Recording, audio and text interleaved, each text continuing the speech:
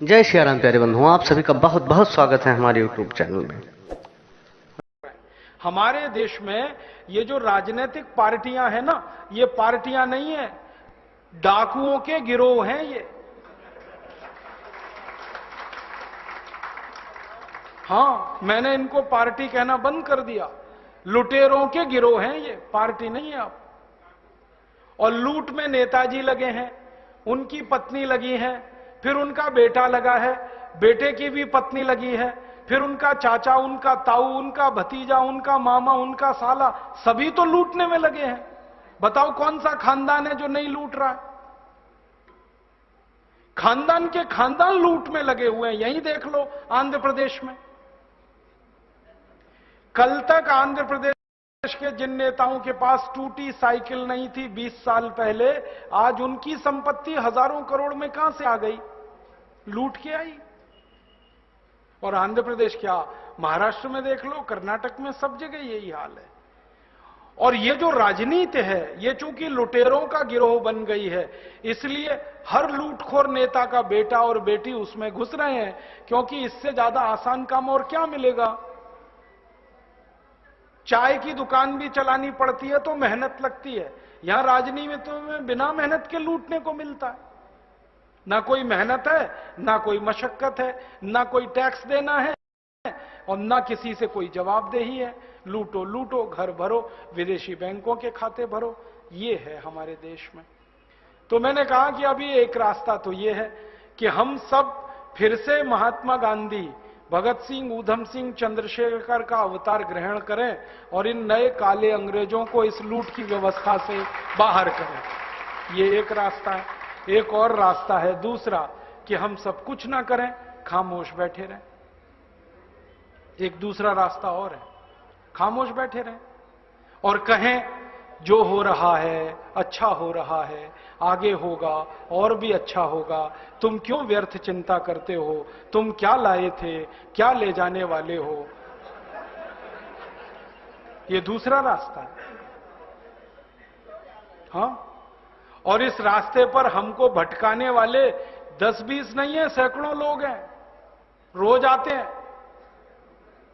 और माला पकड़ा देते हैं कि राम राम राम राम, राधे राधे राधे राधे, राम राम राम राम, राधे राधे, बस यही करो, देश तो ठीक हो जाएगा। और ज्यादा उनसे तर्क करो तो कहने लगे तुम क्यों व्यर्थ चिंता करते हो, तुम क्या लाए थे, क्या ले जाओगे, जो हो रहा है अच्छा हो रहा है, देश लुट रहा है अच्छा हो रहा है, आगे लुटेगा और अच्छा होगा। वो हमको समझाते हैं और इसी को धर्म कहते हैं, इसी को धर्म कहते हैं। और आजकल धर्म के व्यापार करने वालों की बाढ़ आई हुई है। हां, बहुत बड़ी फौज खड़ी हुई है उनकी। एक आया राम की कथा कहेगा 10 करोड़ लेके जाएगा, दूसरा कृष्ण की कथा कहेगा वो 15 करोड़ लेके जाएगा। और आप जैसे भोले भाले मूर्ख लोग डालते हैं उनके पात्रों में, ले जा भाई। ये बापू नहीं है, डाकू है। बापू नाम तो शर्म आती है कहते हुए। कहीं से 10 करोड़ लूटो, कहीं से 20 करोड़, कहीं से 25 करोड़। और आप लोगों की मजबूरी है कि काले धन का करें क्या? इनकम टैक्स वाले पकड़ते हैं तो ये बापुओं को देते रहते हो आप, क्या करें उसका? और ये बापू लोग हमें सिखाते रहते हैं जो हो रहा है अच्छा हो रहा है। वाह वाह, मैंने देखा है क्या क्या पाखंड और नौटंकी चलता है। भगवान राम की कथा कहने आते और भगवान राम की जिंदगी के वो प्रसंग कभी नहीं सुनाते जो हम में वीरता पैदा करें, जो साहस पैदा करें। राम की जिंदगी में बहुत सारा हिस्सा साहस का है, वीरता का है। जब 14 वर्ष के लिए वनवास चले गए राम, तो हमको सुनाई जाती है राम की जो कथा ना, उसमें कहते हैं राम ने 14 साल एक ही काम किया, हाय सीते हे सीते, हाय सीते हे सीते, हाय सीते, ये सुनाते हैं हमको। हाँ, यही सुनाते हैं निकाल के कहानी में से। और मैं कहता हूं कि राम को अगर हाय सीते हे सीते हाय सीते यही करना था 14 साल, तो दूसरा विवाह क्यों नहीं कर लिया? सैकड़ों राजा तैयार थे अपनी राजकुमारियों को राम को देने के लिए, वो तो कर लेते दूसरा विवाह, क्योंकि हाय सीते हे सीते, हाय सीते हे सीते, एक स्त्री के लिए अगर वो इतने ही बिलख रहे थे, तड़प रहे थे, दूसरा विवाह कर लेते। तो ये सब चुप हो जाते हैं, फिर बात नहीं करते। फिर मैं उनको रामायण में से निकाल के दिखाता हूं, देखो राम ने हे सीते हाय सीते कहा नहीं कहा ये मुझे नहीं मालूम, लेकिन 14 साल वन में रहते हुए सैकड़ों राक्षसों का संहार किया उन्होंने, मारा उनको और धर्म राज्य की स्थापना कराई। ये कहानी नहीं सुनाते क्योंकि इससे वीरता पैदा होती है। तो राम का जो वीरत्व है वो नहीं सुनाएंगे आपको, उनकी जो कमजोरियां हैं वो सुनाते हैं आपको। और राम कथा जब वर्णन की जाती है तो मंच पे बैठ के आहा कैसे आंसू, ढलल ढलल आंसू निकलेंगे, आपको भी रुलाएंगे, खुद भी रोएंगे। किस बात के लिए? हो राम को वन गमन में इतना कष्ट हो रहा है, वन में इतनी तकलीफें हो रही हैं, तो राम की तकलीफों का वर्णन कर रहे हैं, आंसू आ रहे हैं, और ये सारा वर्णन एयर कंडीशन्ड मंच पर बैठकर होता है। अपने को तकलीफ नहीं होनी चाहिए, राम की तकलीफों का वर्णन कर। एयर कंडीशन मंच चाहिए, एयर कंडीशन घर चाहिए रहने के लिए, एयर कंडीशन कार चाहिए और चार्टर्ड प्लेन चाहिए आने और जाने के लिए, तब राम की कथा सुनाई जाएगी। जो राम जिंदगी भर पैदल चलते रहे, जिन्होंने अपना रथ भी छोड़ दिया था अयोध्या से निकलते समय, वो राम ने जिंदगी भर पैदल चल के काम किया और यहां एयर कंडीशन कारों में घूम घूम कर, चार्टर्ड प्लेन में घूम घूम कर राम की कथा सुनाते हैं। वो कथा वथा नहीं है, वो उद्योग है, व्यापार है, बिना टैक्स का। और मुझे बहुत शर्म है ये कहते हुए, समय आने पर प्रमाण से बात करूंगा कि राम कथा कहने वाले ब्लैक मनी को व्हाइट मनी करने के काम में लगे हुए एजेंट हैं और इससे ज्यादा कुछ नहीं है। और मुझे इससे भी बड़ी शर्म आती है कहते हुए कि आप जो उनको दे रहे हैं दान के रूप में, वो पैसा ब्याज पर उठा रहे हैं वो दूसरे लोगों को, और आपके दिए हुए पैसे से धंधा बना रहे हैं अपना।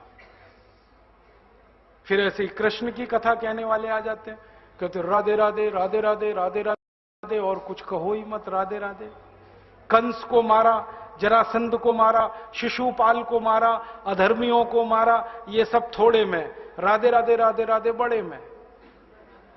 हां, क्योंकि आपको कायर बनाना है ना, निर्वीर बनाना है, नपुंसक बनाना है, तो वीरता की कहानी क्यों सुनानी है? तो चुन चुन कर ऐसी कहानियां सुनाते हैं।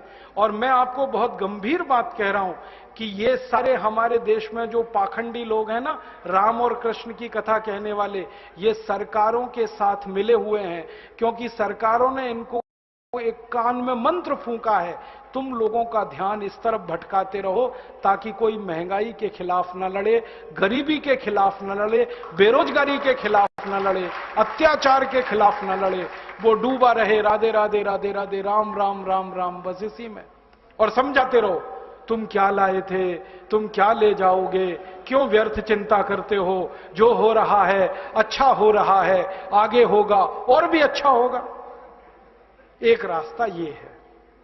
अब दो रास्ते हैं अपने सामने, एक रास्ता भगत सिंह का, ऊधम सिंह का, चंद्रशेखर का, एक रास्ता हमारे ये धर्म गुरुओं का, पाखंडियों का, जो राम की कथा, कृष्ण की कथा। मुझे बहुत ऑफर आए हैं, मैं आपको दिल का दर्द बता रहा हूं, सच में कह रहा हूं, आपसे नाम नहीं लेता। मुझे ऑफर आए कि तुम कहां बेकार भटक रहे हो, मेरे साथ आ जाओ। मैंने कहा बापूजी क्या होगा उसमें? तो कहने लगे जितना मिलता है वो डबल हो जाएगा।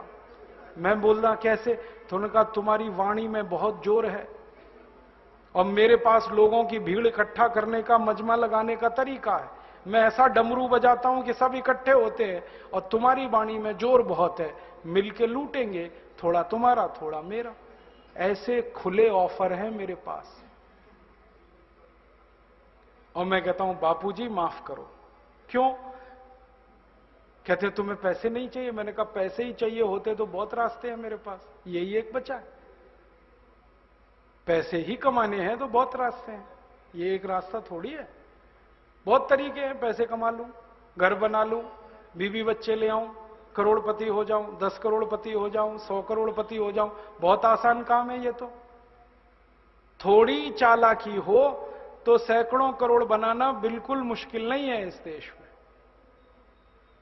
फिर अंत में तो वही होगा ना, सैकड़ों करोड़ हो गए, एक दिन डायबिटीज होगी, एक दिन अर्थराइटिस होगा, एक दिन हार्ट अटैक आएगा, मैं मरने ही वाला हूं। तो मरना तो है ही, वहां भी शायद जल्दी मरूं, क्योंकि जब शरीर में तामस वृत्ति आती है ना तो जल्दी मरता है आदमी। जब तक सात्विक रहता है तब तक थोड़ा दम रहता है, तो तामस वृत्ति आएगी, मरना मुझे वहां भी है, तो क्यों ना इस रास्ते पे चल के मरूं जहां सात्विक वृत्ति भी है, मरना है ये तो पक्का ही है, जिंदा तो कोई रहेगा नहीं। तो भगत सिंह का रास्ता क्या बुरा, ऊधम सिंह का रास्ता क्या बुरा, चंद्रशेखर का रास्ता क्या बुरा, कुछ करके मरो ना। मरेंगे ये सब भी, साधु संत पाखंडी, राम की कथा सुनाते सुनाते हार्ट अटैक आएगा, मरेंगे वो भी। डायबिटीज सबको हो रखी है, मैंने देखा है नजदीक से जाके, सब इंसुलिन लगाते हैं, खाते हैं गोलियां, अपनी डायबिटीज नहीं मिटा पाते, दूसरों को उपदेश देते फिरते। ब्लड प्रेशर सबको बढ़ा हुआ है, क्योंकि ये जो काला धन है ना, इसका हिसाब किताब करने में बीपी ही बढ़ने वाला है। सब बीपी की गोलियां खाते हैं, सब डायबिटीज के लिए शिकार है, तो दूसरों को उपदेश देंगे तो मैं भी लग जाऊं, वो एक रास्ता है। एक रास्ता भगत सिंह, ऊधम सिंह, चंद्रशेखर का भी है। मौत तो दोनों में ही आने वाली है, बस अंतर इतना है, एक मौत ऐसी आएगी जिसको देश और समाज जिंदगी भर याद रखेगा, और एक मौत ऐसी आएगी कोई पूछेगा नहीं। तो हमने तो चुन लिया है दूसरा रास्ता, भगत सिंह वाला, ऊधम सिंह वाला, और तय कर लिया है कि जैसे भगत सिंह, ऊधम सिंह, चंद्रशेखर ने गोरे अंग्रेजों को भगाया, वैसे ही हम आज के इन काले अंग्रेजों को